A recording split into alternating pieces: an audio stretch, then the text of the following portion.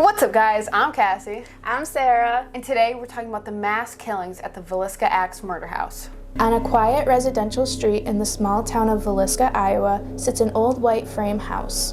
On a dark evening, the absence of lights and sounds are the first indication to visitors that this house is different from the other homes that surround it. It is the murder house. The walls still protect the identity of the murderer or murderers who bludgeoned to death the entire family of Josiah Moore and two overnight guests on June 10, 1912. Little known to its residents was the possibility that their town was named not after a pretty place, but for the Indian word Wallisca, which means evil spirit. Long before serial killers and mass murders had become a way of life, 2 adults and 6 children were found brutally murdered in their beds in the small Midwestern town of Villisca, Iowa. Lena and Ina Stillinger left their home for church early Sunday morning. Mr. Moore placed a call to the Stillinger home to ask permission for the girls to stay overnight. Blanche, who's the girl's older sister, told Mr. Moore that her parents were both outdoors, but she would pass the message along to them. The Moore family, along with Lena and Ina Stillinger, attended an annual church event on June 9th. The event ended at 9:30 p.m., and the Moore family, along with the Stillinger sisters, walked home from the church. They entered their home sometime between 9:45 and 10 p.m.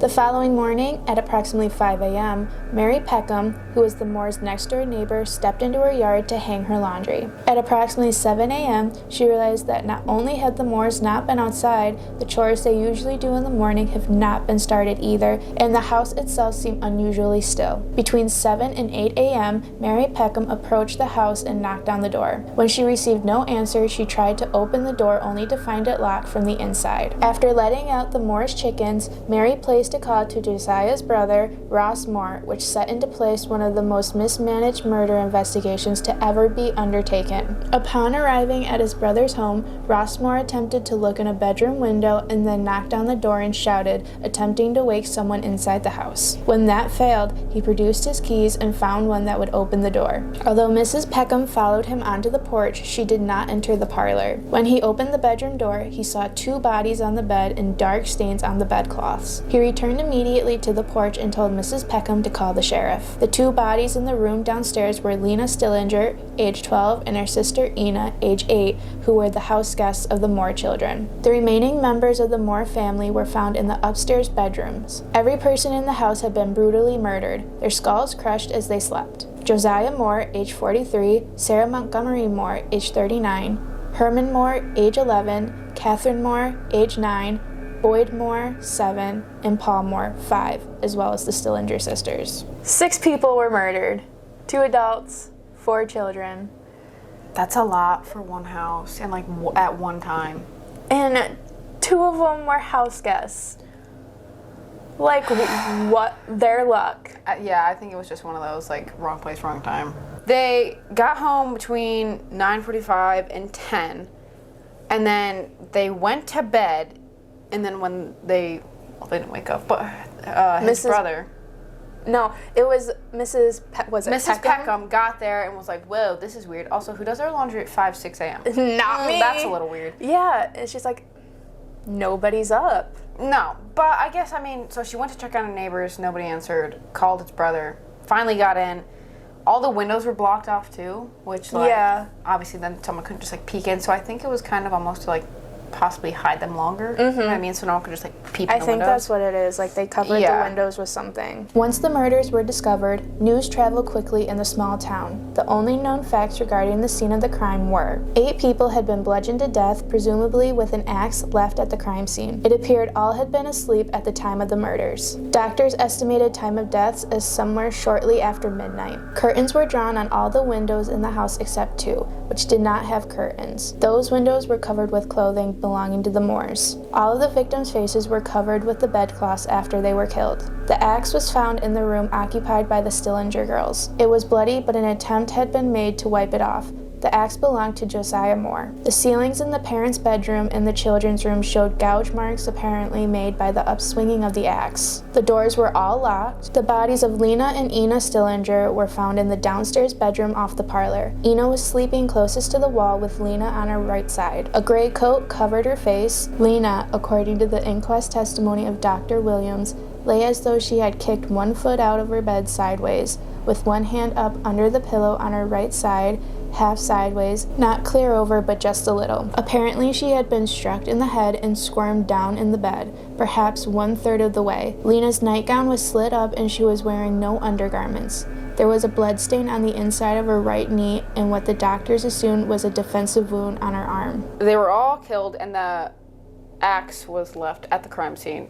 But someone, like, tried to wipe the blood off, which, like, why? Like, if you, like, murdered a bunch of people with an axe, like, there's gonna be blood everywhere. Yeah. So, like, why would you even bother trying to wipe it off? Like, that's just dumb. Second of all, there was also, like, marks. I put a picture up, or I'm going to, but, like, on the wall above where the parents had been sleeping, there's, like, marks on the wall where the axe came back and hit the back of it, which, like, tells us, like, he was going hard. Yeah, you know what I mean? It wasn't like a little. It was like, he was bludgeoned. Like, well, it's bludgeoning, like, them to. I mean, death. But I could bludgeon you like this. You gotta put some force into it. Yeah, but I don't have to hit the wall. So maybe, I feel like he was a little maybe like crazed or like in a rush. Or he was just like super angry. He's like really like swinging it back and taking all his aggression out. That's maybe. Yeah. Could be a rumor. Could be a legit fact. I didn't look it up. But there was bacon laying at the end of the Cylinder Girl's bed. I think I did see that like a chunk of bacon. So I don't know. I know some people said that maybe he had like made himself breakfast after the fact, or others say that he possibly used the bacon for sexual purposes because of the crime scene. Like I think I saw that, but they didn't go. Yeah. It's not confirmed.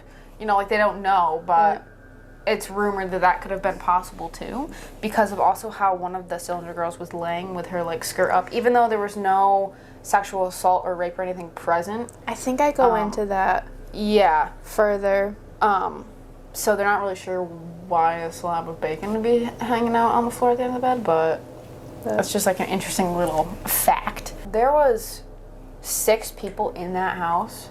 You're telling me not one of them woke up?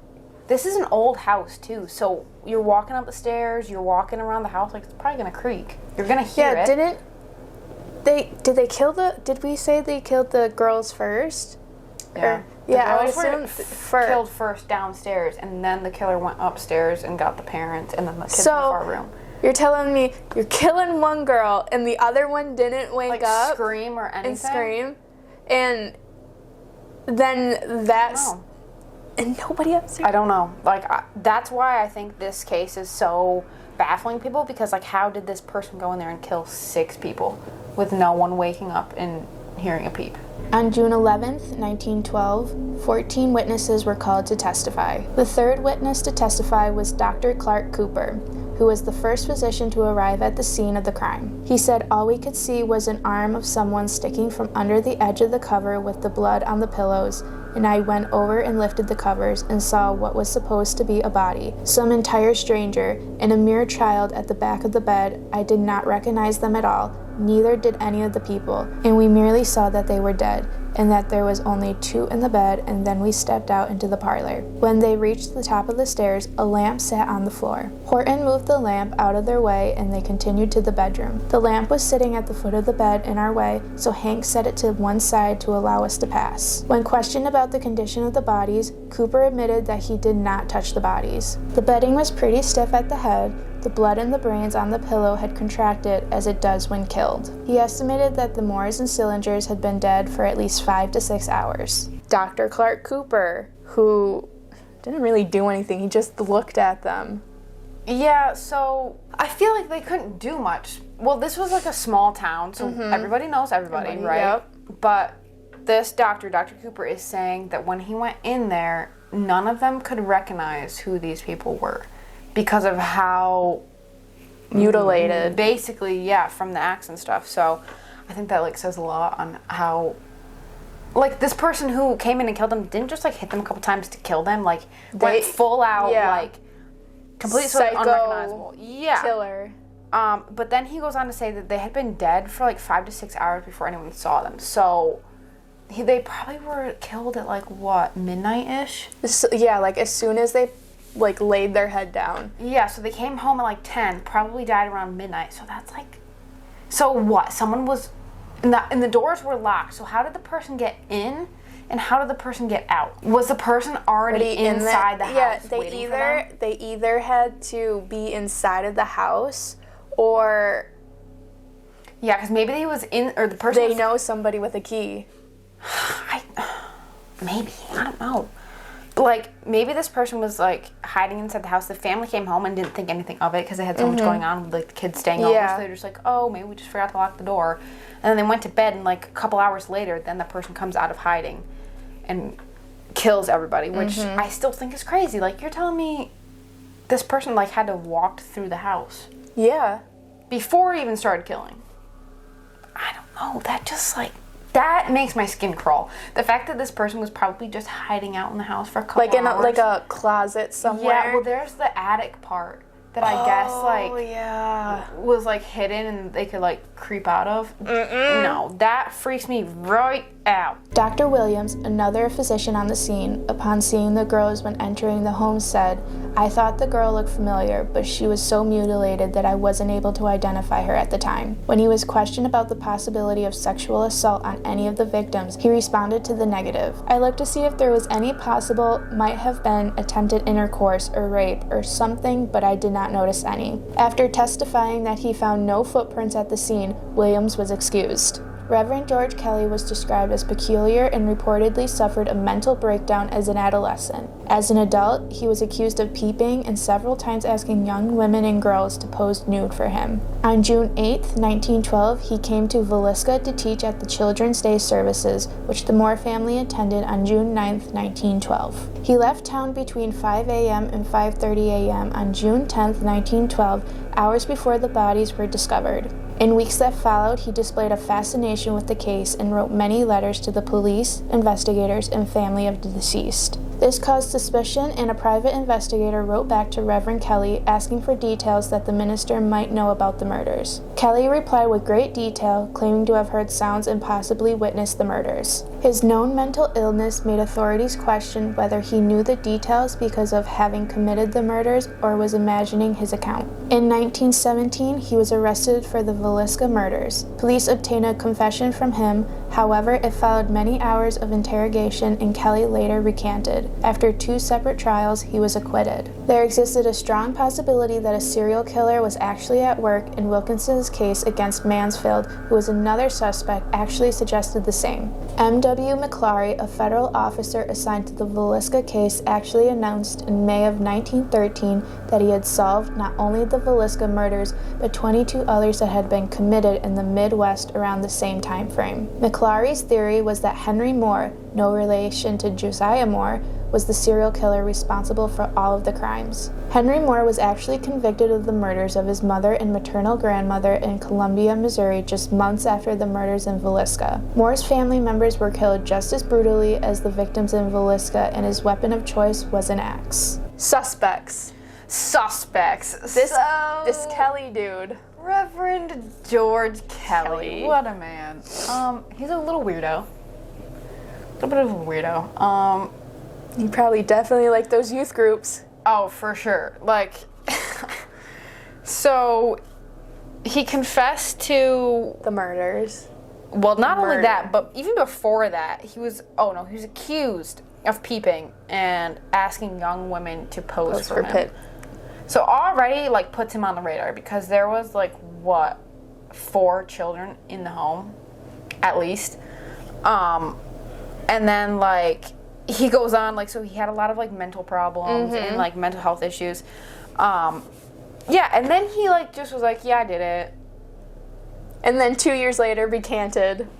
Why would you confess to this murder, like, if you didn't do it? I know in some cases, like, in some mental illnesses, like, these sick people want, like, the attention and want to be, like, known as something. So maybe he thought, oh, like, this is my ticket for whatever, you know? He's like, people are gonna know me for a long time. Yeah. Like, this is my ticket to fame or something. Yeah, so maybe that was his thought. And I mean, he probably knew where the Moores lived because he lived in town. Yeah. He was familiar with the family, familiar with the Stillingers, if he went to the church and stuff like that. So I think that he's a good suspect, but we also have another one. So this was like a guy who had been suspected of murdering a bunch of people throughout the Midwest, I think. And this one officer was like, solved the case, you know, he also murdered other people.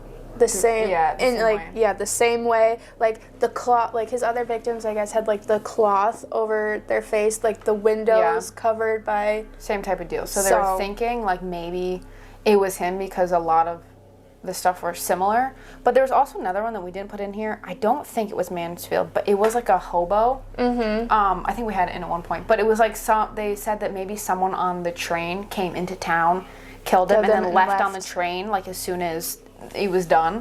So I feel like that's another good possibility. I think like this video is super, super interesting. I think that someone definitely came into the house, broke into the house before they got there, hid out somewhere in the house, and then like stayed there until they like fell asleep or like whatever, and then came out. Yeah, I feel like that's like the only logical thing, because they would have heard someone coming through the front door. Yeah, especially if the doors were locked. Yeah, for sure. I mean, we can't say that that's definitely what happened, but I think that's probably the most likely. I feel like it's the most logical. Yeah. That somebody was hiding in there. Yeah, and then I also think it's strange, though, that this person walked through the entire house and no one heard him. I don't know, like, I just think that's really weird. There were 6 people in the house and not They one. must be really good sleepers, like, deep sleepers. I guess, but, like, most of them, obviously because it was a long time ago, like, they stayed in the same bed. Like, so the Stillinger sisters slept in the same bed, obviously the parents in the same bed, and I think the Moore children stayed in the same bed because they only had a couple. But, like you said earlier in the video, I think it's weird that when the person was murdering one person, the other one didn't wake up. Yeah. So you're saying that when the man or the person was murdering the father or the mother, the other one didn't wake up? You know what I mean? Because the whole bed would be moving with the force of that. And, like, there's definitely some noise. Like, not just the bed, but, like, maybe, like... The sound. Your skull getting crushed to death by an axe. And if someone had screamed, like if someone had woken up and screamed because of this, like someone else in the house would have woken up. I know, like with my mom, she said like once she had kids, she became like a super light sleeper. Yeah. I'm just like, this lady's a mother. Like, that's like what my mind is thinking. Wouldn't you think she'd be like a super light sleeper in case her children... like wake up and need something? Yeah, I'm like, maybe that's not for every woman that like has children. Yeah. For a lot though it is. I don't know. I just think it's really, I think that's what makes this case so interesting is like people don't really know why no one woke up or like how the person got in the house. And then as for suspects, I'm leaning towards Reverend George Kelly because he's a little creepy. 100%. But I also think it's weird that he just confessed, you know, and then took it back. Yeah, so maybe it was someone who just came into town, like Mansfield or the hobo or whatever who rode the train, killed him and left. Yeah. This is a hard one. The Reverend just, it's like he's got like the creepy vibe. Yeah, but he also has the perfect setup for this. You know what I mean? So that makes it almost like, It's like, who's going to suspect a Reverend? And this is a very interesting case. If you guys like this video, make sure that you leave a comment or let us know what's going on, what you think happened. If you like the story, any other stories that you guys want to hear about, we would love to do. So if you like this video of the Villisca Mass Murder House, make sure you click on this next video to see something similar. We will see you guys next week. Peace!